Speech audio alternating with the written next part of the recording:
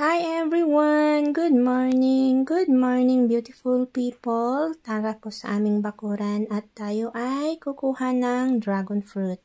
Ayun, mayroon ng hinog nandun sa banda sa baba. Mayroon pa siyang mga bulaklak yan pero hindi pa siya yung nagbuka. Kumbaga yung nag-bloom ba.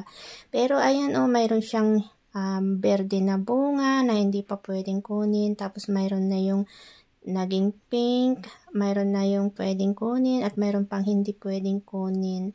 Ito yung puno ng dragon fruit namin na masipag mamunga. Ang sipag-sipag nitong mamunga. Ilang beses na kaming kumuha last month and then this month ulit ng August mayroon pa siya na ibubunga. Mayroon pa siyang mga bulaklak na magiging bunga ulit ang mga yan after na mamukadkad. Maganda kaya yung bulaklak nito.